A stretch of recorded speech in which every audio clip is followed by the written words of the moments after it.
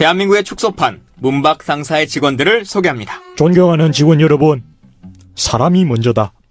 문전무입니다. 저기 변기 교체, 그러니까 제가 하겠다는 거 아니겠어요? 박대리입니다. 박 대리께서는 우리 회사에서 노조와 관련한 기구나 회의가 없다고 판단하고 계십니까? 김광진 신입사원입니다. 돈 없으면 부모를 원망해. 금수저 특급 낙하산 장인턴입니다.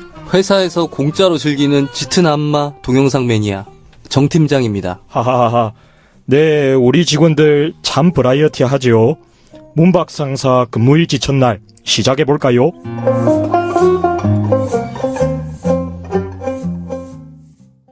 좋은 아침입니다. 어이 장부경, 지금 몇 시야?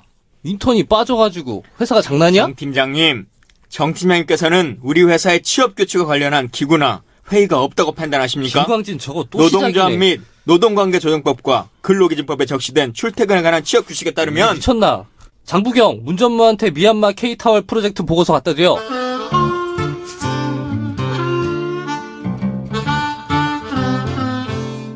달랑 A4 한 장짜리 이 기획서가 760억짜리 사업보고서인가요? 이 엉터리 보고서 누가 작성했습니까? 박 대리님이 박 대리 들어오라 하세요. 오늘 월차 냈어요. 코도 좀 만지고 단전 호흡도 한다 하던데요? 월차? 월차는 무슨? 당장 들어오라고 해요.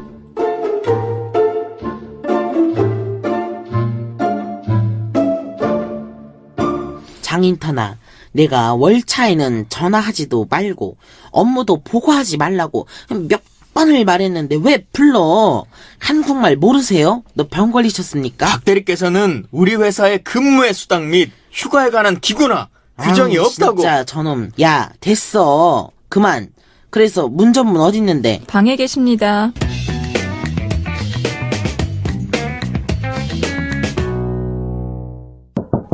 들어오세요. 자꾸 월차에 직원을 부르면 여기는 더 이상 민주사회가 뭐라는 거야. 민주사회가 아니라 민주회사가 아닙니다. 직원들을 멸망시키려 한다는 소리를 들을지도 몰라요. 머리는 부소서하고 얼굴은 붓고 코는 또 왜 그런 거죠? 코 좀 만졌습니다. 왜요? 내 손으로 코 만지는 것도 뭐 잘못이에요? 코를 만진다는 게 무슨 의미죠? 문전무님, 손 안 대고 코 푼다. 반대가 손 대고 코 푼다. 이렇게 뭐 저렇게 해서 받을 만큼 받고 한 거다. 뭐 손해보다는 이득, 뭐 이런 뜻입니다. 허허, 도대체 이 무슨 소린지. 아무튼 박 대리가 쓴 K타월 프로젝트 보면 이 사업의 기본 취지도 모르고 있는 것 같아요. 제 말이 맞죠? 그거 내가 안 쓰고 우리 동네에 사는 순수한 내 친구 뭐라는 거요? 그게 아니고 K타월 사업을 내가 왜 모릅니까? 우리나라 타월의 우수성을 세계 만방에 알려서 지구촌을 하나의 컨트롤 타워로 만들자 아닙니까? 그렇게 잘 알고 계시면서 왜 재활용도 안 되는 쓰레기 보고서를 쓴 거죠? 아니, 재활용이 왜 안 됩니까? 쓰레기를 모으듯 우주의 기운을 모으면 다 됩니다. K타월 사업은 정부의 개발도상국 해외 원조 개발 사업인 ODA로 우리 대한민국의 타워를 지원하자는 거 아닙니까? 그런데 이게 뭐죠? 또 현지 감독관 자리에 마사지 대표가 왜 있나요? 그야 뭐 이분이 평소 타월로 많이 닦아보고 써보니까 아무래도 잘 알지 않겠어요? 세상 돌아가는 걸 이렇게 몰라가지고 평생을 사장딸로 사시니까 지하철 타는지는 어떻게 아십니까? 아니, 그거는 나이 먹은 노친네도 아는 걸 왜 내가 모릅니까? 뭐 거기다가 10,000원짜리 2장 넣으면은 지하철 표 주는 거 아닙니까? 아니, 문전무님, 들어보십시오. 마치 뭐 학교에서 선생님이 학생에게 숙제해왔냐 이런 느낌을 받습니다. 월차는 직원 불러서 어떻게든 골탕 먹여야지 하고 스무고개 하듯 질문하는 것은 바람직하지 않습니다. 그리고 보고서 끝에 향후 할 일을 보면 개성공단 입주기업들을 모시고 박 대리가 왜 머나먼 아프리카로 출장을 갑니까? 그러니까 뭐 전 세계가 하나의 생활권이죠. 그 아프리카 밀림이나 사막에다가 개성에 있던 공장들을 갖다 놓으면은 개성 있고 얼마나 좋나. 이런 게 바로 창조공단이다. 할 수 있는 것이지. 아니, 가깝게 바로 위에 있었던 공단을 억지로 문 닫고 그 멀리 간다는 게 말이 됩니까? 저기요. 말은 똑바로 하세요. 내가 문 닫았습니까? 뭐 닫을만 하니까 닫았겠지. 새로운 공장으로 가는 5개의 문이 우리 앞에 있습니다. 그 첫째는 막혔던 개성공단의 문을 여는 것이지 이영만리 아프리카 대륙이 아니지요. 그럼 어디로 가나요? 뭐 중동 갈까요? 중동 가요? 중동에는 그 낙타가 맛있던데 한번 드셔봤어요? 그게 밥도둑이에요. 다시 보고서 작성하세요. 싫어요. 내가 뭘 잘못했나요? 여긴 우리 아버지가 세운 회사입니다. 우리 아버지 이름은 아세요? 자꾸 그런 식으로 나오면 박대리 책상 압수수색을 할 수밖에 없습니다. 전직 사장 자녀 예법에 따라 예우해 줄 때 명예롭게 보고서 다시 쏘세요. 싫습니다. 아유. 직원 여러분, 여기는 더 이상 민주회사가 아닙니다. 문전무는 나에게 보고서 다시 쓰기를 강요하고 있어요. 이것은 너무 억울합니다. 보고서를 제대로 안 쓰면 이렇게 저렇게 해가지고 전부 멸망시키겠다고 그러고 있습니다. 김광진의 시사정비소. 오늘도 여러분의 첫 줄을 함께 하기 위해서 찾아왔습니다. 저는 꿀잼 김광진입니다. 명품 보이스 장부경입니다. 하트 유발자 정주식입니다. 근데 우리 편집장을 보고 하트가 유발이 되나요? 제 주말에 좀 하트를 까먹었던 것 같아요. 구타 유발자 같은데? 아주 욕을 부르고 있죠, 요즘. 예. 뭐 욕을 부르고 있다 이렇게 말씀하셨는데, 네. 말씀하신 것처럼 이제 후기 게시판에 다양한 의견들을 주셨어요. 네. 저희가 이제 표창원 의원과 관련한 에피소드를 올리고 나서 입장들을 주셨는데, 저희도 뭐 방송을 준비하면서 여러 가지 생각들을 어떻게 담아낼까라고 하는 고민을 하긴 했었습니다. 당사자의 얘기를 잠깐 좀 들어보죠. 되게 당사자의 얘기라 그러니까 되게 빨리 무겁다. 입장 네. 표명하세요. 입장이라기보다는 네.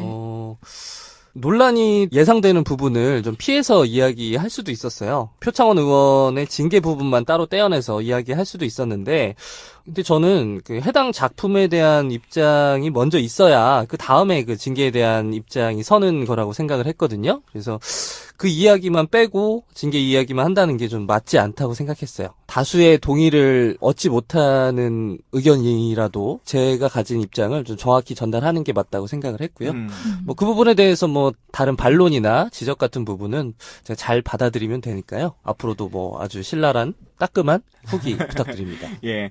우리가 네. 사실 이제 다양한 의견들을 좀 반영해보자라고 한 게 시사정비소의 또 설립 취지이기도 네. 하거든요. 지난번에 저희가 그 선거권 인하 관련 에피소드 녹음할 때도 진영 논리로 보면 만 18세로 하자라고 하는 것에서 한 발도 비껴나면 안 돼요. 저도 우리 당에 이름을 얼치고 있는 사람으로서. 근데, 우리가 생각하기에 다른 관점이 어떻게 있는 거 아닐까라고 하는 걸 제안해 볼 수도 있는 거고. 그래서 네. 만 18세 말고 그냥 20세로 바꿔보자라고 한 주장도 시사정비소니까 또 할 수 있는 것이고, 편집장님이 말한 그런 작품에 대한 분석 이런 것들도 다른 사람들은 또 다르게 고민할 수 있는 거죠. 다만 처음에 나왔을 때는 이게 예술이냐 외설이냐 뭐 이런 논쟁이 가다가 어느 순간에는 새누리당에 그걸 비난할 자격이 있냐 뭐 네. 이 논쟁으로 또 갔다가 좀 지나고 나서는 더불어민주당이 표창원에게 하는 징계가 적절한 것이냐 라고 하는 걸로 또 흘러간단 말이에요. 징계 얘기하다가 갑자기 이게 예술이냐 아니냐라고 하는 걸 근거로 가지고 오고 예술 얘기하다가 정치적으로 그러면 국회에서 하는 것은 맞았냐라고 하는 또 논쟁이 오고 네. 막 이제 이게 꼬이다 보니까 어려워지는 것 같은데 그러한 모든 것들을 서로 같이 고민해 봤으면 좋겠고요. 우리 사회가 조금 더 다른 사람의 의견들도 같이 공감했으면 좋겠다. 그렇게 서로 공부해 나가면 좋지 않겠나라는 생각도 좀 듭니다. 네, 그 지점에서 표 의원 논란이 나왔으니까 여성 의원들이 반대 입장을 표명을 했잖아요. 근데 그거를 문재인 죽이기다라는 입장들이 많은데 그거에 대한 생각은 어떠세요? 저도 그때 방송에 네. 편집장님이 비슷한 질문을 네. 주셨을 때 제가 대수롭지 않다고 대수롭지 않게 넘어갔었던 넘어갔었는데 네. 그러고 나서 후기 게시판에 막 다양한 의견들이 올라왔더라고요. 네. 말씀하셨던 것처럼. 그래서 좀 여기저기 좀 확인도 좀 해보고 제 나름대로의 정치적 고민도 좀 해보고 했는데요. 제가 생각하는 현재의 답은 그런 것 같습니다. 근데 제 답이 정답은 아니죠. 제가 네. 보는 관점이 있고 또 청취자들이 느끼는 시선의 높이가 또 다르고 또 다른 것들이 있겠지만 이걸 문재인 죽이기라고 말할 수는 좀 어렵겠다. 다만 돌아가는 정황이 예를 들면 여성위원회 차원의 비난보다 여성 국회의원들이 나서서 하는 것들이 훨씬 더 셌기 때문에 지난 선거가 양향자라고 하는 여성위원장을 중심으로 한 그래서 이제 문재인 영입한 여성위원장과 그것의 대척점에 서 있는 현역 여성 국회의원의 네. 싸움처럼 느껴졌기 때문에 지금도 그것을 계속 같이 생각하시는 것이라고 네. 하는 것은 전제할 수 있는데요. 지금 당내 상황은 꼭 그런 것 같지는 않고 그리고 기존의 다른 상황들 좀 확인해 보시더라도 통상적으로 정론관에서 직접 브리핑을 하거나 즉각 대응을 할 수 있는 주체가 현역 여성위원들이 거의 대부분 합니다. 그 여성위원들이 기존에는 현역 의원들이 여성위원장을 겸하고 있으니까 네. 위원장이 바로 기자회견을 하면서 여성위원장 이름을 같이 걸었던 경우들이 많이 있었던 거고 지금은 이제 정론관에 국회에 상주해 계시지 않기 때문에 여성위원장이 좀 그런 인터벌이 나오는 것 같다라고 하는 말씀을 좀 드리고 네. 또 하나는 정무적 판단으로만 우리가 해보더라도 두 가지 고민이죠. 표창원이라고 하는 사람이 전사로서의 역할을 충실하게 잘 해줄 수 있는 사람인데 6개월 정직이라고 하는 것은 과도하지 않았냐. 그래서 대선 때 너무 역할을 못하게 만든 게 아니냐. 그러니까 구두 경고를 하거나 아니면 한 1개월 정도의 정직 이렇게 끝낼 수도 있었을 네. 텐데라고 하는 제 판단은 있습니다만 또 그것을 실질적으로 판단하는 사람의 입장에서 보면 여기서 막지 않으면 문재인에게 화살이 넘어올 수 있다라고 네. 하는 걸 훨씬 더 크게 염려했을 수 있을 것 같아요.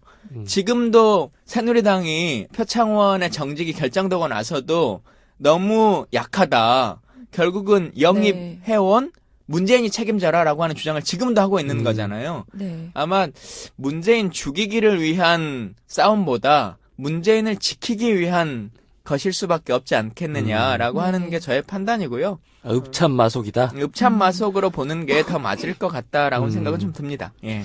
제가 생각하기에는 어쨌든 지키기 위한 수라고 해서 초강수를 뒀지만 저는 표창원 의원의 그런 말씀하신 그런 장점들을 잘 살려서 활용할 수 있는 부분들에 있어서 잘 활용하지 못했다는 거. 그래서 얻는 것보다 저는 잃는 게 더 크지 않을까라는 생각도 들거든요. 근데 뭐 이런 징계를 결정할 때 그가 가진 어떤 장점이나 효용 가치 때문에 네. 이런 징계 경중을 거기 참작을 해서는 안 된다고 생각을 네. 하는데 근데 그걸 떠나서 네. 그냥 그 행위에 비해서 내려진 징계가 좀 과하다는 생각은 많이들 하시는 것 같아요. 네, 네, 저도 그 입장이고요. 네. 근데 그러지 않았을 때 네. 화살이 문재인에게 더 갈 거냐 덜 갈 거냐라고 네. 하는 정무적 판단은 또 해볼 필요성이 있는 거죠. 표창원의 그 멋진 능력만이 문제냐 네. 아니면 판 자체를 뒤엎을 수 있을 정도로 아예 전환시킬 수 있을 것이냐. 그러니까 새누리당은 사실 새누리당이 지금 기가 꺾여서 그렇지 네. 원래 새누리당이었다면 네. 지금 정도면 엄청나게 달라들었겠죠. 네. 비슷한데 계속 비슷한 이 예를 제가 계속 꺼내 들어서 죄송한 얘기지만 2012년 때 제 사건이 딱 그 사건이거든요. 백선엽 백선엽과 사건. 사건이 붙었을 때 그때 어버이연합과 뭐 국정원 댓글부대, 뭐 사이버사령부 댓글부대가 총 동원해서 하루에 65만 건씩 악플 달리던 시절이에요. 네. 그때가 65만이면은 저 순천 인구보다 많잖아요. 그렇죠. 그게 달리 말하면 저 개인에 대한 비난이 아니고요. 문재인이라고 하는 후보에 대한 혹은 민주당이라고 하는 당에 대한 비난으로 넘어오는 추세가 됩니다. 네. 그때 제가 캠프직 버리고 뭐 하고 이걸 빨리빨리 털어내지 않고 있었다면 네. 그냥 나는 백선엽이란 사람이 친일파인데 친일파랑 싸우는 게 뭔 문제냐 라고 하는 걸로 계속 갔으면 네. 그 화살이 끊길 수가 없어요. 그러한 정무적 판단들도 같이 고려해 주시면 좋지 않겠냐라고 네. 하는 생각을 좀 드립니다. 네. 네. 자, 오늘은 이슈 정비 시간인데 이슈 정비의 주 주제로 대선 주자 옆에서 대선 주자를 움직이는 사람들은 누구냐라고 하는 얘기들을 좀 나눠보려고 해요. 오늘 첫 번째 주자는 지지율 1위를 달리고 있는 문재인 후보의 캠프를 좀 살펴보는 시간인데요. 예. 네. 저희가 방금 이야기했던 표창원 의원은 문재인 캠프에서 역할을 못하게 됐죠. 네. 그렇죠. 그러면 이제 어떤 분들이 이 캠프에 합류해 있는지 좀 살펴볼까요? 어제 그제 빅 이슈가 있었잖아요. 네. 영입 1호가 고민정 전 KBS 아나운서입니다. 처음 내놓은 카드인데 예. 저는 어쨌든 이분은 화제가 됐어요. 음. 그 부분에 있어서는 어쨌든 화제성에서는 근데 누가 네. 돼도 그렇죠. 지금 문재인이 영입했다고 영입 하면. 1호로 하면 다 이슈가 되지 않았을까요? 근데 이분은 개인 스토리가 있거든요. 음. 그러니까 문재인이 영입한 인사들을 보면 대체로 개인 스토리가 있다는 게 일치되는 면이라고 할까요? 근데 이분은 그 시인의 아내로 유명하거든요. 그래서 불치병을 앓고 있는 남편을 지금까지도 애틋하게 네. 잘 살고 있는 이 고민정 아나운서가 좀 대중에게 좀 많이 알려졌던 이유가 네. 여성 아나운서들한테 약간 좀 선입견 같은 게 있죠. 적당히 몇 년 일하다가 어디 재벌가 며느리로 시집갈 거다. 뭐 이런 네. 그 선입견들이 있는데 이분의 러브 스토리가 참 독특했어요. 그래서 그 조기영 시인이죠. 그러니까 네. 굉장히 경제적으로 풍족하지 못한 남자친구에게 먼저 4번을 프로포즈했다는 거 아니에요? 그래서 네. 까였어. 어. 까인 이유가 지금 남편이 된 조기영 시인 입장에서 네. 내가 너무 과분하다. 나한테 와서 고생하지 말아라. 뭐 이런 이야기를 하면서 거절했는데 끝까지 구애를 해서 결국에 골인에 성공한 커플이죠. 근데 좀 다른 관점에서 보면 네. 네. 고민정이란 사람이 국가를 운영하는 한 주축으로서 우리가 같이 멤버로서 생각한다면 러브스토리 좋은 사람이 중요한 게 아니라 그렇죠. 네. 이분이 언론인으로서의 역할을 잘 한 사람이냐, 네. 그렇죠. 아나운서 자체에 대한 능력이라든가 아니면 뭐 언론개혁에 대한 의지라든가 이런 것들이 담겨 있는 게 중요할 텐데 네. 사실 그런 면에서는 조금 약한 거 아니냐. KBS에 대한 방송 공영 문제 이런 것들을 가지고 조금 노력을 한 것은 인정하지만 네. 뭐 예를 들면 최승호 PD라든가 아니면 뭐 다른 여러 분들이 있는데 네. 조금 낫지 않나 이런 의견들도 많이 있단 말이에요. 그렇죠. 그러니까 정치권 영입 인사 치고 뭐 전형적이지는 않은 것 같아요. 그러니까 아까 장 PD 이야기하신 것처럼 네. 문재인 영입에는 일정한 문법이 있는 것 같아요. 그러니까 그 총선 때 영입된 인사들 몇몇만 봐도 뭐 양향자, 김빈, 뭐 박주민, 뭐 표창원 등등 한 명 한 명 스토리가 있는데 이분들의 특징은 저는 휴머니스트라고 봐요. 네, 그래서 저는 문 후보가 가지고 있는 그 사람에 대한 믿음이나 연민, 동정 이런 사랑의 스토리를 가진 사람을 영입한 거 아닌가라는 근데 생각을 보기에 했거든요. 따라서는 김 의원님 말씀하신 것처럼 좀 약한 거 아니야? 라는 생각도 할 수 있을 것 같아. 네. 근데 그래서 그 두 번째 영입된 인사는 정말 중량감이 넘치는 분이에요. 네. 딱 두 분을 지금 영입을 하셨는데 정말 좀 성격이 많이 다른 것 같아요. 약간 극과 극이야. 네. 두 번째 영입된 인사가 전인범 장군님이죠. 네. 예, 특전사령관 출신인데 네. 가장 마지막은 한미연합사에서 이제 옷은 벗고 나오셨어요. 네. 저랑도 개인적으로는 잘 지내는 분이긴 한데 오. 네. 이분이 사람 관리를 참 잘하시는 분이긴 해요.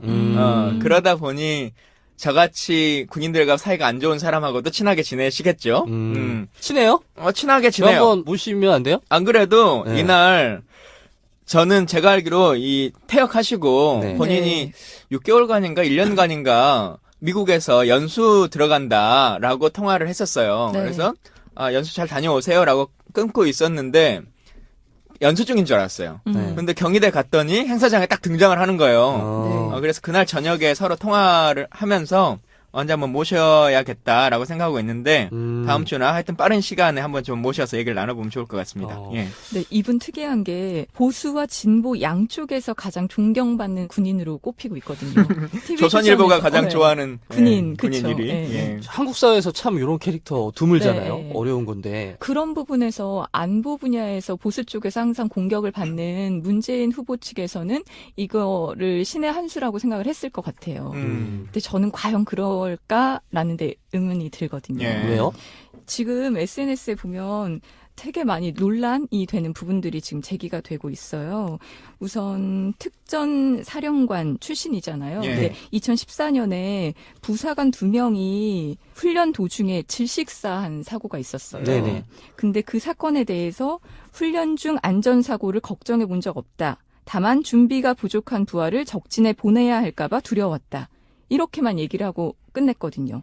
그러니까 책임자 위치에 있으면서도 전혀 책임을 지지 않았거든요.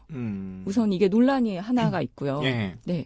그리고 또 하나는 부인이 성신여대 총장이에요. 그러니까 지금은 성신여대랑 나경원 의원 딸, 예, 부정 특혜 입학, 입학, 예. 네. 이 논란이 있잖아요. 그거에 대해서도 지금 끊임없이 얘기들이 나오고 있는 지점이 있어서 이거를 어떻게 볼 것인가 좀. 그러게요. 뭐 이제 이건 본인이 잘 소명해 나가셔야 될 네. 문제인 것 같긴 한데 지난번 우리가 반기문 총장에서 본 것처럼 어느 공적 위치에 이제 올라가려고 하면 네. 본인의 능력만으로 해결되는 게 아니잖아요. 네. 인사청문회나 뭐 이런 걸 하다 보면 다 이제 가족들까지도 다 네. 문제점이 있었는지 아닌 것인지라고 하는 것이 나오는 것이고 통과가 될 수 있을지 없을지가 나올 것 같은데 근데 그 부분에서 그거에 대한 입장을 표명을 했어요. 자기가 논란이 되니까 자기는 정치는 하지 않겠다라고 얘기를 했는데 캠프에서 어쨌든 영입 인사로 정치를 안 한다고 선언을 하면 옆에서 외곽 조직으로 뭐 후원을 뭐 도움을 주겠다, 자문 역할만 하겠다인 건가요? 그럼? 뭐 정확하게 어떤 네. 의미로 정치를 안 한다 이렇게 말씀하셨는지 잘 모르긴 하겠는데요. 네. 예를 들면 그냥 느낌으로는 영입 인사니까 그럼 국방장관 되는 거 아니야? 이렇게 네. 생각하는 경우들이 많이 있겠죠. 근데 그러지 않더라도 예를 들면 지금 안보실장 하다가 중국 대사로 가신 분 김장수 실장도 네. 있고 네. 그래서 외교 관련한 역할들 하실 수도 있고 아니면 자문위원으로서 역할을 하실 수도 있을 테고요. 네. 예를 들면 국방부 산하에서도 특별히 정무직 파트가 아니더라도 뭐 연구위원이라든가 뭐 이런 것을 통해서도 역할은 충분히 하실 수 있을 거라 생각은 들어요. 저는 이렇게 정치권에 들어오신 분들이 네. 나는 정치 안 하겠다. 정치인 아니다. 뭐 이런 말씀 좀 안 하셔도 될 것 같아요. 왜냐면 이미 정치를 하게 되신 거잖아요. 예. 마치 네. 장관직을 얻고 뭐 국회의원 당선이 돼야 정치를 하게 되는 건 아닌데 결국에 이것도 정치 혐오 정서에 약간 못 벗어나신 게 아닌가라는 생각이 들어요. 그래서 자신 있게 당당하게 내가 정치를 해서 어떤 역할을 하겠다라고 좀 이야기하시는 분들이 더 많이 나왔으면 좋겠어요. 네, 저도 논란을 피하기 위해서 한 말이라고 하지만 자문을 한다는 건 어차피 정책, 그 정치에 개입을 한다는 거잖아요. 그랬을 때 그 입장을 너무 애매모호하게 근데 선택한 거 아닌가. 초기에는 참 어쩔 수밖에 없는 것 같아요. 저도 정치라는 거 처음 시작할 때 네. 시민운동이라는 것에 잠깐 몸담다가 이제 일이 넘어온 거잖아요. 그러다 보면 야, 너 정치하려고 그러냐라고 하는 말이 되게 가슴을 후벼 파는 것 같은 네. 내 진정성이 다 상실되는 것 같은 네. 그런 느낌이 들 때가 있는데 우리 이제 정치라고 하는 것에 너무 나쁜 놈들만 다 하는 거라고 생각하지도 말고 네. 그 인식 때문에 사실 18세 선거권으로도 안 낮춰지는 그렇죠. 거잖아요. 정치는 나쁜 놈들이 하는 거니까 이걸 학생들한테 더럽게 하면 안 돼라고 하는 네. 건데 정치 정말 사랑스러운 겁니다. 우리 삶을 바꾸는 이야기고 그리고 더 좋은 사람일수록 정치에 관여를 해서 최종적으로 좋은 정책 결정권자가 되는 것이 우리가 생각하는 좋은 나라를 만드는 가장 기본인 것 같아요. 네. 그런 질문이 들어오면 네. 그래 나 정치하려고 그랬다. 왜? 이렇게 얘기해야 될 것 같아. 그 정치가 뭐 어때서? 왜? 내가 정치를 해서 진짜 바꾸고 싶다라고 하는 얘기를 해줘야죠. 한기호 전 의원님 있잖아요. 예, 새누리당. 이선하셨던 분이 있는데 이분이 지금 전인범 장군님의 이런 정치 데뷔를 두고 아주 신랄한 비판을 하고 있어요. 뭐라고 하셨냐면 이게 진짜 정치군인 역시 오직 출세만 쫓더니 역시였어요. 국방부의 장군 진급 기준이 한심하다. 그러니까 현역 시절에도 오직 진급에만 목을 매더니 재벌은 못 버리고 전역하자마자 권력을 쫓네요. 라고 말씀하셨는데 이분이 이렇게 말하니까 참 재밌네요. 진짜 뭐 묻은 개가 뭐 네, 한다고. 우리 프로 중에 어따 대고 이거 있잖아요. 그렇죠. 네. 어따 대고 따로 단독 편으로 모시고 한기호의 스토리를 해줘야 될 것 같아요. 이분이 어떤 분인지 좀 말씀해 그러니까 주시죠. 사실 다른 군인 출신 정치인이 뭐 얘기하면 그래 그럴 수 있겠다라고 얘기할 수도 있는데 한기호 의원은 이런 말 하면 안 돼요. 진짜 어따 대거야. 어? 이분 네. 18대 때 보궐선거로 당선되고 19대 때 이제 강원도에서 당선되신 분인데 네. 보궐선거라고 하는 게 참 그렇잖아요. 어? 보궐선거 딱 기점에 출마할 사람이 생겨야 되는 건데 이분 예편하자마자 3개월 만에 국회의원으로 바로 들어오신 분이거든요. 그럼 그 전부터 준비를 하고 있었던 그렇죠. 거잖아요. 사실상 선거운동이 이루어질 수밖에 없었고 네. 그때 여야의 사람들이 현역 사령관 방에 가가지고 옷 벗고 나오라라고 하는 것들이 기무에 적발돼가지고 네. 옷 벗게 된 상황이거든요. 본인이 현역일 때 막 이렇게 정치권에 이 예편서에 잉크도 안 마른 시기에 바로 출마 선언문 쓰신 분이 네. 재벌은 못 버리고. 정치군이다 이렇게 말하는 것은 진짜 좀 어불성설이죠. 배 아픈가 봐요. 그러니까요. 배 아픈가 봐요. 새누리당 최고위원까지 하신 분인데. 네. 자, 진짜 이제 네. 우리의 이수정비 시간으로 좀 넘어가 볼까요? 네.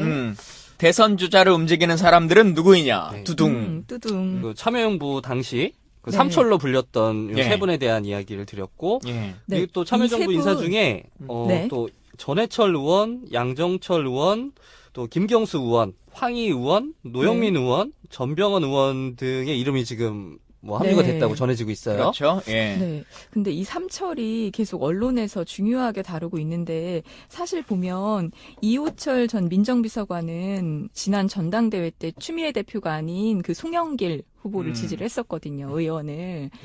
그래서 지금 사실상 캠프에선 역할을 제대로 하지 못하고 있다라고 얘기를 들었거든요.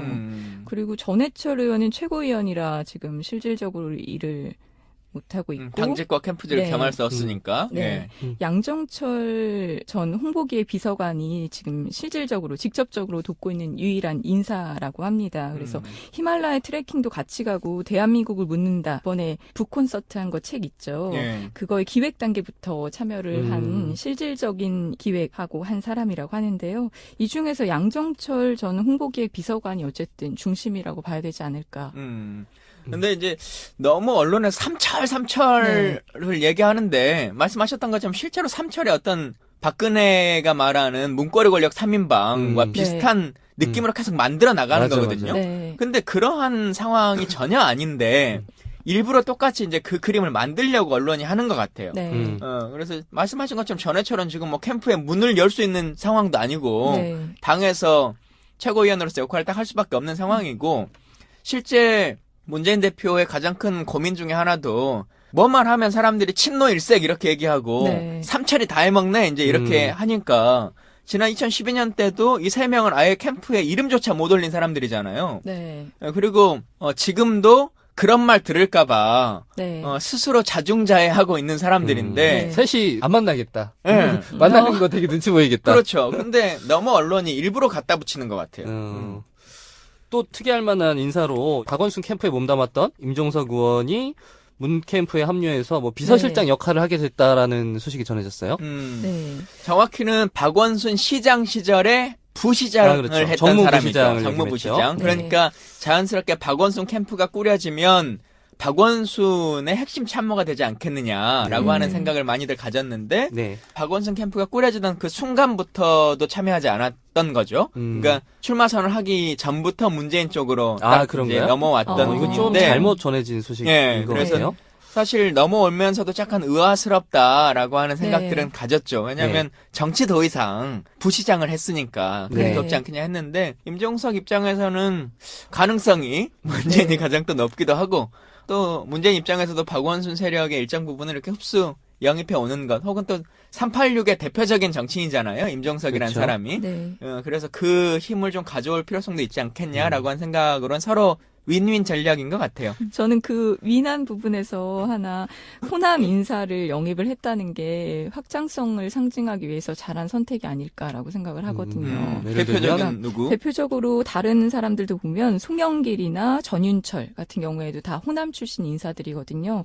근데 이분들을 영입을 한 것 자체가 지금 호남 반문 정서 이거를 극복하기 위해서 호남 인사들이 지금 많이 개입을 한 상태예요. 그리고 또 이분이 네. 있죠. 동교동계 막내로 네. 불렸던 전병헌 의원이 네. 이름을 또 올렸어요. 네. 저는 이분 되게 문재인 대표하고 사이 되게 안 좋은 분으로 알고 있었는데 네. 갑자기 친해졌나요? 술 한잔 네. 했나? 그러니까 원내대표 선거하고 막 이럴 때는 약간 반문 정서에 네. 기대가지고 네. 그 19대는 그럴 수밖에 없었던 구조인 것 같아요. 딱 친노 친문회의라고 하는 어떤 그 세력과 그 외의 그룹으로 딱 나눠야지만 이 선거는 대척점이 쓰는 거잖아요. 네. 그러니까 어느 정도 가까워도 선거를 딱 치룰 때는 반대 진영이다라고 하는 것을 명확히 할 필요성이 있는 거 선거 구도상. 아, 네. 근데 이제 원래는 그렇게 나쁜 관계가 아니었던 거죠. 그래요. 마치 신사협정 이런 건가요? 우리 이렇게 싸우더라도 선거 때는 우리 치고받고 한번 신나게 싸워보자. 예. 끝나면 그럴 수도 있는 거고. 네. 예. 그리고 사실상 원래 이제 전병훈 의원이나 다른 그 동교동계 의원들이 박지원 대표로 대변되는 이 중심 세력이 있을 때는 하나의 힘으로 확장을 할 수 있는 건데 그러지 못하게 된 상황들이 좀 있는 거죠. 지금 상황에서는. 그리고 현역 의원 중에서는 박범계, 김태년, 박광원, 유은혜 의원 등이 또 합류를 했고요. 또 원외 인사로 보면 최재성, 진성준, 정청래, 그리고 김광진? 있나요? 김광진은 언론에 안 나와. 김광진은 왜 언론에 안 나오는 거야? 급이 안 돼. 맨날 비선이라고 그러는데. 비선이거든요. 아무튼 이런 분들이 비선이니까 캠프 이름 올리면 안 되는 거야. 그런가요? 네. 캠프에 합류했다고 소식이 전해지고 있습니다. 근데 여기서 저는 유은혜 의원이 캠프에 합류한 게 좀 특이한 것 같아요. 지난번에 그 양양자 의원과 최고위원을 두고서는 다퉜을 때 어쨌든 양양자 의원 편을 들어준 거나 마찬가지였잖아요. 예. 근데 이번에 유은혜 의원이 캠프에 참여를 하게 됐단 말이에요. 이게 무슨 의미가 있을까요? 네. 유은혜 의원이 당대표 시절에 대변인 했던 사람이잖아요. 네. 문재인의 대변인이었는데 지난 최고위원 선거 때 약간 틀어진 것은 사실이죠. 네. 마음이 좀 상했을 것 같은데 선거는 선거고 또 그 결과는 난 거니까 또 많은 국민들이 그 전당대회장에서 가장 좋아했던 것 중에 하나가 유은혜 의원이 낙선하고 네. 결과 발표가 나오고 바로 양양자를 이렇게 포옹하면서 잘해보자라고 하는 그 모습을 보여준 것에 또 많은 지지를 얻었거든요. 이제 그러면서 다시 또 합류해야겠다라고 하는 생각을 갖고 있으신 것 같은데 아직까지는 포섭 중인 것이 조금 더 맞는 것 같고 네. 명확하게 딱 어느 자리로 왔다라고 말하기에는 그러니까 아직 어느 자리라는 것이 아무것도 안 정해진 거잖아요. 그렇죠. 어쨌든 당원 당규상 지금 이분이 후보 등록을 안 했잖아요. 네. 문재인 네. 후보가.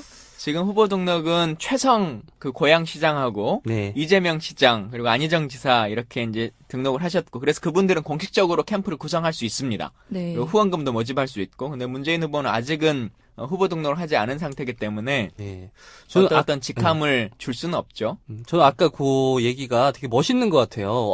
저번 선거 때는 저쪽 편 들더니 왜 다시 여기 와 있냐라는 게 보는 사람이 좀 의아할 수 있는데 그 선거라는 게 이런 감정의 문제가 아니라 가치지향의 선거로 치러졌다는 뜻이기도 하잖아요. 네. 선거 끝나면 다시 언제 그랬냐는 듯이 다시 한번 힘을 합쳐서 같이 갈 수 있는 이런 저 당내 문화도 굉장히 아름답다고 봐요. 네. 어차피 같은 당이니까요. 예. 근데 아직도 우리는 당내 선거에서 딱 이렇게 계파를 구분지어 버리잖아요. 그렇죠. 그리고 다시 넘어오기가 참 어렵게 만드는 그런 측면들이 있는데 문재인 대표가 흔히 말하는 대세론이어서 그런 것인지 아니면 문재인의 품성인지 모르겠지만 다양한 부류의 사람들을 잘 받아들이는 것 같아요. 그런 면에서 보면 친노가 다 해먹는다 이런 얘기들이 진짜 흔하게 나오는데 막상 인물의 면면을 보면 진짜 다양한 구성들이 만들어지는 거거든요. 그렇죠. 적어도 문재인 캠프만 봐서는 친노 일색이다라고 말을 할 수 없는 것 같아요. 대세론 이야기가 나와서 요 대세론이라는 게 왜 무섭냐면 단순히 지지율이 세서 대세론이 무서운 게 아니거든요. 그러니까 예를 들면 예전에 그 중국 삼국 시대에 조조가 삼국을 통일했잖아요. 조조가 통일한 건 아니고 그 바로 뒤여서 좀 뺏기긴 했지만 조조가 삼국을 통일할 수 있었던 중요한 이유 중에 하나가 대세론이었어요. 그러니까 이 사람이 관도대전에서 그 당시에 패자였던 원소를 물리치고 나서 이제 전국에 소문이 쫙 퍼진 거예요. 조조라는 애가 지금 하북을 평정했다.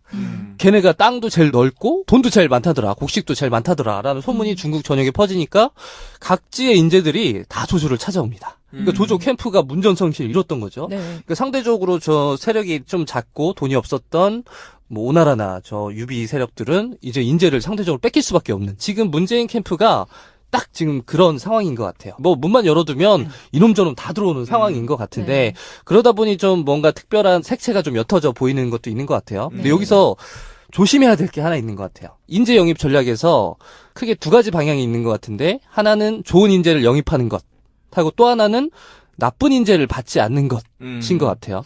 그러니까 요거를 누가 제일 잘하냐면 국민의당 박지원 대표가 요 두 번째 걸 굉장히 잘하시는 것 같아요. 근데 좋은 인재랑 나쁜 인재의 구분은 뭐예요? 그렇죠. 그거는 같이 판단은 다 다르겠지만 예를 들면 우리 세력에 해가 될 것 같은 사람은 그건 파악이 가능하잖아요. 예를 네. 들면 국민의당에서 반기문 총장 거부했고 또 장성민 또 전 의원이 들어온다고 하니 네.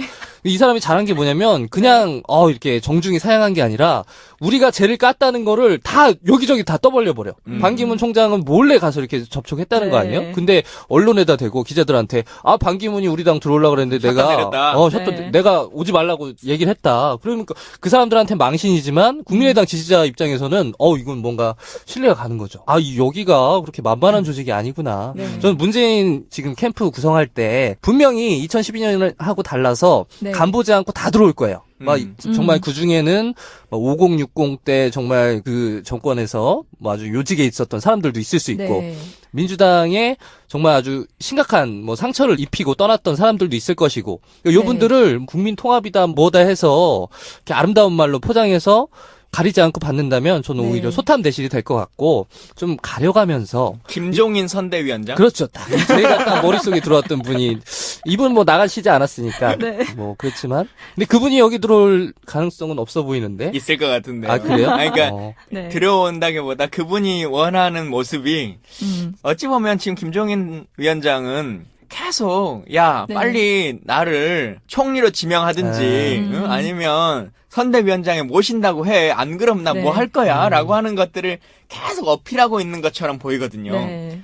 그러한 모습들이 안 일어났으면 좋겠다 라고 하는 생각을 좀 하게 되고 아까 조조에 네. 잠깐 비교를 하셨는데 그 삼국지 인물전이라고 하는 책 있잖아요. 김재욱 작가님. 김재욱 작가. 네. 김재욱 작가가 원래 처음에 삼국지 인물전을 쓸 때는 문재인 대표가 형주의 유표다라고 유약하다. 썼어요. 그래서 그게 밑에 뭐라고 썼냐면 빨리 형주를 벗어나야 삼국 통일이 가능하다. 근데 제가 보기엔 유표에서 못 벗어날 것 같다라고 이렇게 썼다가 지난주부터 다른데 또 기고를 하는데 네. 제목을 뭐로 잡았냐면 점점 조조가 되어가는 문재인 이렇게 잡았거든요. 어우 능력자세요 우리 그거 편집장. 본거 아니에요? 네. 근데 딱 아까 봤죠?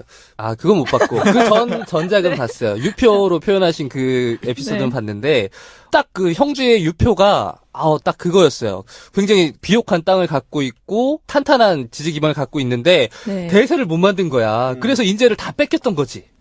그래서 진짜 아주 그 능력 없는 아들들한테 의지하고 있다가 결국에 조조한테 다 먹혀버리는 그런 비극을. 근데 그분이 한번 모시고 이야기하면 재밌을 것 한번 같아요. 모시고 해야 되는데 근데 그 논리로 보면 네. 형주의 유표가 유비한테 뺏기잖아요. 형주 땅을.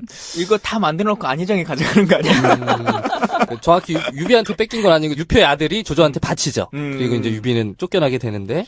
자. 네, 방금 공동선대위원장 말씀하셨잖아요. 네. 김종인 전 대표를 데려와야 되는 거 아니냐, 뭐 이런 아니요, 저 그렇게 데려오는 게 말씀하시면 데려오면 안 되지 데려오는 게 않는 거 아니죠. 아니냐? 생각하고 있는 거 아니냐라고 얘기가 나와서 공동선거대책위원장을 좀 거론해야 될 것 같아요. 아까 호남 인사를 영입을 많이 하고 있다 했을 때 전윤철 그리고 이번에 김진표 의원과 이미경 전 의원도 공동선대위원장에 합류시키기로 했거든요.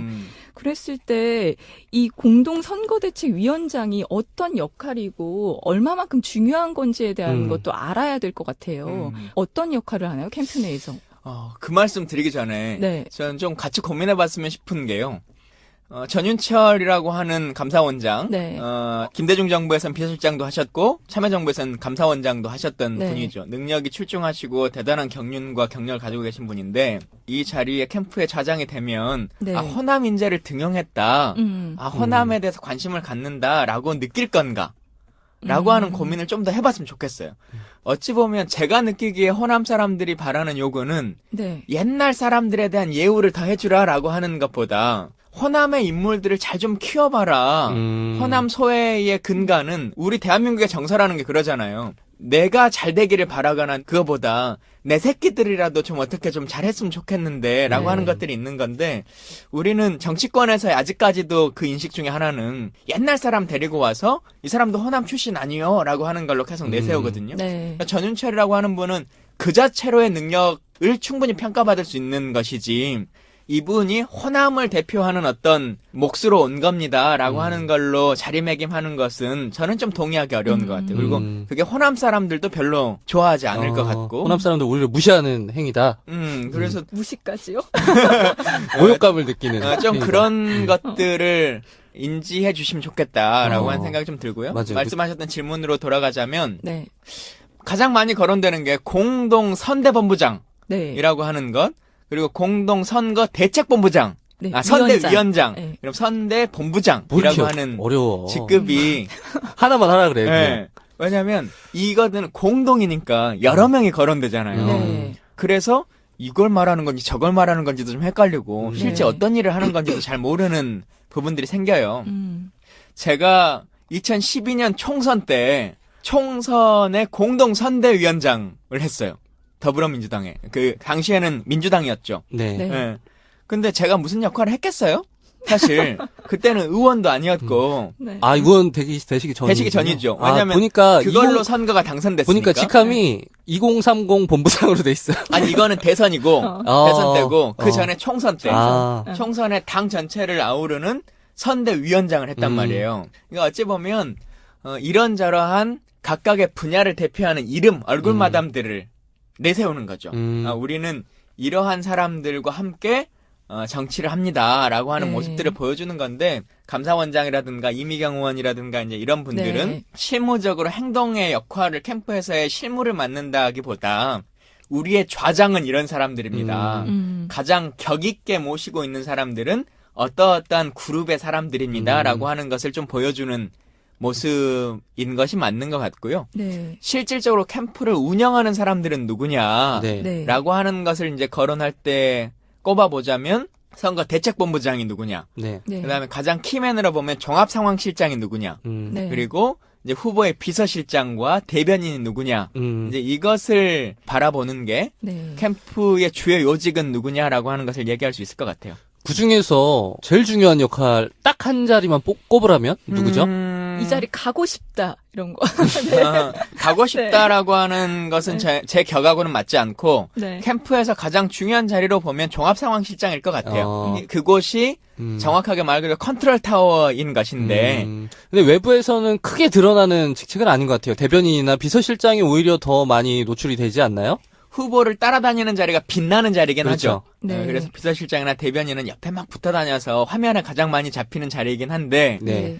종합상황실장은 말 그대로 이 모든 것들을 종합해야 되니까 네. 청와대로 치면 벙커에 들어가 있는 사람이잖아요. 네. 그러니까 화면에는 잘 안 비치지만 이 사람이 후보의 동선부터 홍보실이나 아니면 총무본부가 쓰는 돈의 예산 관리, 네. 더 네. 조직 관리 이런 것들을 다 컨트롤해주고 조직을 유기화시켜줘야 되는 역할을 해야 되기 때문에 가장 중요한 자리이지 않겠냐라고 생각이 들어요. 지금 아직 경선 캠프에서는 이 종합상황실장이라고 할 만한 역할이 정해져 있진 않죠. 현재는 네. 없죠. 현재는 없고 네. 근데 비서실장의 역할을 하고 있는 게 임종석 네, 그렇다고 네. 전해지고 있어요. 이라고 뭐 사실상 비서실장 역할을 하죠. 그러니까 비서실이라고 하는 후보의 동선 관리나 아니면 일정 관리 이런 것들을 해주고 있긴 하니까요. 근데 지금 종합상황실장이 딱 없으니까 네.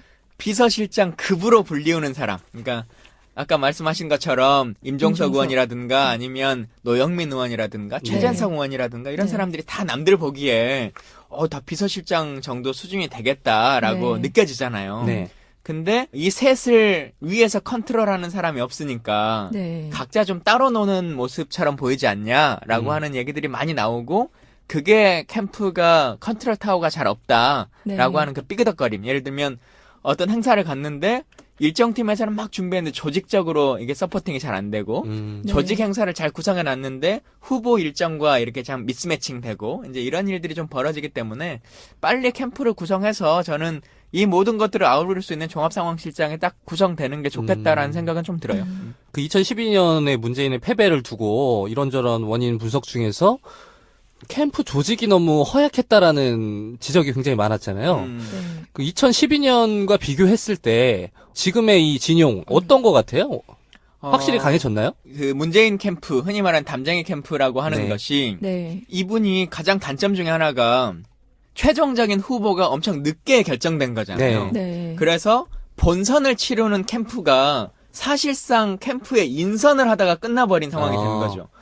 경선이 우리가 12월 선거인데 9월엔가 끝나고 막 그랬잖아요. 네. 그러고 나서도 또 안철수와의 단일화 문제니 네. 뭐니 이게 계속 이루어지는 상태. 그러니까 최종 후보가 아닌 거죠. 네. 야권의 최종적인 후보로 막 되지 않던 상황이 거의 11월 막 이럴 때까지 있던 거잖아요. 근데 이제 지금은 좀 다르죠. 지금은 사실상 당의 후보의 모습처럼 네. 진영이 갖춰져 가고 있는 모습이 딱 꾸려지기 때문에 그때랑은 좀 다른 것 같고요. 또 그때의 상황 중에 하나는 후보 스스로도 내 사람이 없었잖아요. 네. 본인도 이제 막 정치권에 들어와서 내가 대선 주자로서 어떻게 해야 되겠다라고 하는 고민이 크지 못하던 상황이었고 네. 네. 근데 지금은 요즘 계속 말하는 나 이제 재수했다. 그래서 네. 준비 열심히 한 거다라고 해서 정책을 같이 고민할 사람의 그룹도 만들어냈고 당대표 시절 뭐 이렇게 하면서 어벤져스 그룹으로 현역 국회의원 그룹들도 진영을 딱 갖춰놨고 네. 그리고 외부 세력 중에서도 같이 하겠다는 사람들이 딱 이렇게 진영 갖춰져 있으니까 많은 차이점이 있고 그때는 캠프도 이 사람이 뭔 얘기하면 거기에 자리를 내줘야 되고 이 사람이 뭘 얘기하면 자리를 내줘야 되고 해서 실제로 캠프가 막 3개로 구성된 거잖아요. 네. 뭐 담쟁이 캠프, 시민 캠프, 뭐 문재인의 친구들 뭐 이제 이런 식으로 막 구성되다 보니까 네. 진짜 캠프가 있는 건지 없는 건지도 모르게 그 정도였어요. 옆집에서는 뭔 일을 하는지도 모르게 그냥 흘러가 버린 상황들이 많았죠. 가장 큰 차이가 있다면 후보의 당내 리더십이 위상이 그때와 많이 다르다. 네. 이렇게, 그렇기도 하고 또 하나는 당이 안정화된 것.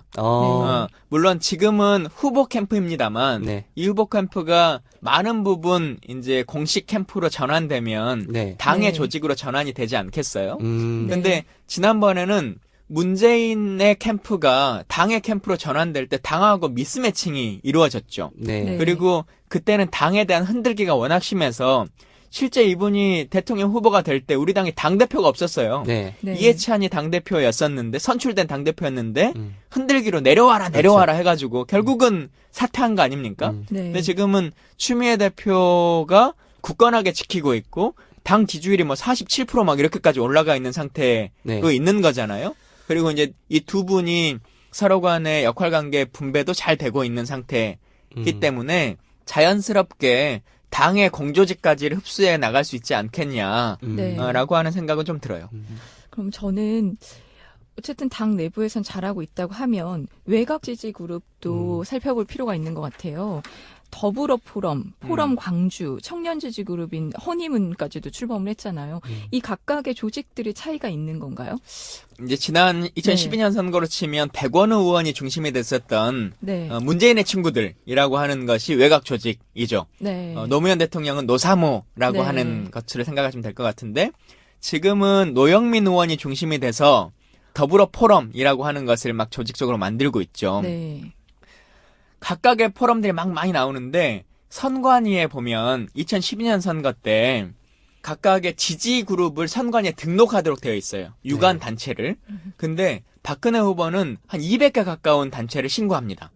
그러면 후보의 얼굴을 걸고 후보가 직접 선거운동에 관여하지 않더라도 네. 나는 박근혜를 위해서 만든 그룹이야 라고 하는 걸 공개적으로 얘기할 수 있어요. 그렇게 등록시킬 수 있습니다. 아, 등록시키면. 예, 그렇게 한 200개 가까이 등록을 시키는데 네. 저희는 그때 한 10몇 개 정도밖에 등록을 안 했어요. 그렇게 막 이렇게 조직을 만드는 것에 대한 두려움도 좀 있었던 것 같고 네. 그런 것들을 돈 주고 하는 거 아니야? 라고 하는 생각들도 좀 많이 있었던 것 같고 근데 네. 지금은 자발적인 지지그룹들이 막 많이 생기고 네. 지역별로도 그리고 직능별로도 다양한 그룹들이 생겨서 꽤 많은 그룹이 등록될 수 있을 것 같다. 물론 이제 공식적인 그룹으로 치면 더불어 포럼이라고 하는 네. 것이 있습니다만 더불어 포럼으로 발대하기 위한 다양한 지지그룹의 이름들 예를 들면 아까 말씀하신 광주 포럼도 네. 더불어 포럼 광주 지부가 아니라 네. 우리는 그냥 광주 포럼으로 하겠다라고 해서 따로 선관위에 등록하는 거예요. 네. 이제 그런 식의 각각의 지지그룹들이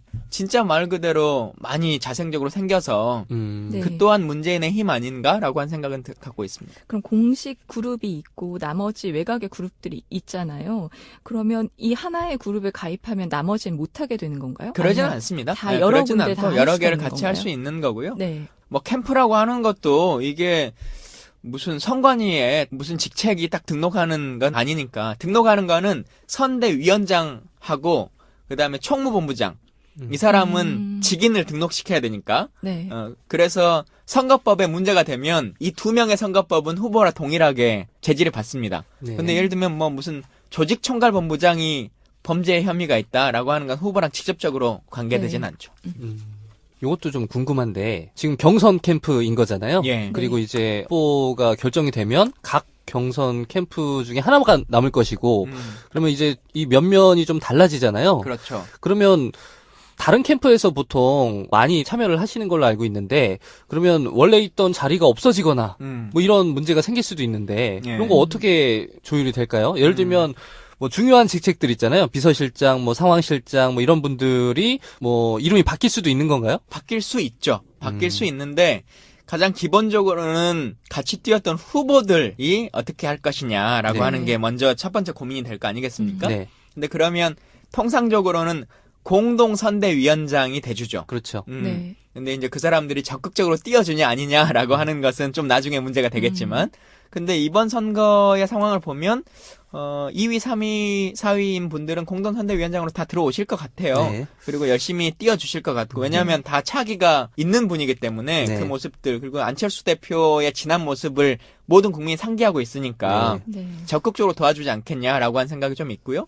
또 하나는 캠프직에는 당직을 맡고 있는 사람들 아까 우리 전해철 의원 얘기를 했습니다만 당직 맡고 있는 사람들이 참여를 못 하잖아요. 네. 네. 근데 공저직으로 넘어오는 당의 캠프가 되면 당직을 맡았던 사람들도 역할을 하게 되죠. 추미애 대표도 참여할 수 있나요? 추미애 대표는 워낙 직위 높기 때문에 이걸 아. 하진 않고 당대표로서 역할을 하실 것 네. 같고요. 네. 다만 이런 건 있죠. 예를 들면 청년위원장. 지금 김병관 의원이잖아요. 네. 당 청년위원장이. 근데 캠프직에는 이름을 못 올린단 말이에요. 네. 근데 당의 캠프로 넘어오면 청년본부나 2030 본부나 이런 것들은 김병관 의원이 맡아주는 게 맞을 거 아니겠습니까? 네. 그러면 경선 때 어떤 직위를 맡았던 2030 본부장 이런 사람들은 네. 자를 내주고 또 어떤 역할을 맡는다거나 예를 들면 제가 경선 때는 2012년 때 2030 본부장이었어요. 네. 네. 근데 본선거가 들어가니까 청년 특보실장으로 자리를 옮겼거든요. 이거 잘렸다면서요? 잘렸죠. 제가 제가- 잘리는 거 잘해. 선거 치르면서 유일하게 중간에 해임된 해임은 아니고 제가 사퇴했어요. 네. 사퇴하고 백선엽과 싸우겠다 이렇게 네. 선언하고 했는데 싸움이 안 됐죠. 아니, 왜냐면 장군하고 싸우지 말아요. 지금 자꾸 왜냐면 장군하고 제가 싸워. 이 캠프에서 사퇴를 하는 순간 싸움이 유지되지 않습니다. 시비를 안 걸겠지. 보수 정편들이 관심 네. 있는 건 문재인 캠프라고 하는 것에 앞다리가 필요한 거지. 네. 김광진 이 이름은 별로 의미가 없는 사람이에요. 그러니까 표창원 사건도 마찬가지죠. 네. 문재인의 영입이로 문재인 캠프에 뭐 표창원 이걸로 자꾸 물어지고 싶은 거지. 네. 이걸 딱 버리는 순간 문재인은 그에서 자유로워지는 거죠. 네. 자, 돌아가면 하여튼 그런 식으로 되는데 고민은 이런 것 같아요. 공동선대위원장 혹은 그쪽에서 주요 참모들이 있을 거 아니겠습니까? 네. 그러면 네. 이재명 입장에서도 야 그래도 내 사람 중에 한둘은 중요 보직에 좀 써줘야 되는 거 아니요? 그렇죠. 라고 하는 얘기들이 나올 텐데 근데 이제 그런 사람한테 저 어디 뭐 2030 본부장 아니 뭐 여성 본부장 뭐 이거 맡기면 조금 격에 안 맞는 거 아니냐라고 네. 할 거란 말이에요. 그러면 주요 보직이 아까 말한 것처럼 본부장급으로 뭘 주거나 네. 네. 아니 비서실장, 대변인, 종합상황실장 이런 건데 그래서 가장 많이 주는 게 대변인이죠. 네. 네. 그러니까 종합상황실장은 예산이나 이런 것까지의 속내를 다 해야 되고 비서실장은 마음을 공유할 수 있어야 비서실장인 건데 네. 대변인은 그래도 발생한 현재 일을 대변해주면 되는 거니까 네. 아마 이제 공동 대변인 중에 한 자리를 내주지 않을까 한두 자리를 그리고 또 김경수 의원이 본인이 꼭 대변인 직함을 맡지 않더라도 충분히 대외적인 영향력을 행사할 수 있는 네. 역할을 할 수 있기 때문에 가장 먼저 자리를 내주지 않을까 싶은 생각은 있어요. 그런 것도 있을 수 있을 것 같아요. 수면 위로 드러나지 않은 비선 뭐 이런 것도 가능한가요? 예를 들면 지난 대선 네. 때 안철수 캠프에서 캠프에 없었던 그 박경철 씨였죠? 뭐 그분에게 직접적으로 소통을 하면서 모든 걸 결정했다 뭐 이런 얘기도 있는데 네. 그런 비선이 개입될 수 있는 여지도 있나요?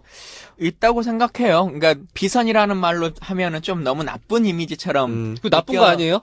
지는데 네. 자문 그룹이 충분히 어. 있을 수 있죠. 뭐 네. 멘토 그룹이 있을 수도 있고 또 후보 캠프라고 하는 것은 국가직이 아니기 때문에 네. 여러 사람들의 의견을 구해서 예를 들면 박근혜 대통령도 후보 시절에 어떤 역할을 최순실에다 맡긴 건 그건 뭐라고 하겠어요. 네. 근데 대통령이라고 하는 공적 지위에 올라갔을 때 그게 유지가 된다면 그건 잘못이 될 수 있는 거죠. 근데 그렇긴 하지만 당 내부 입장에서 보면 정말 있어서는 안 되는 일 아닌가요?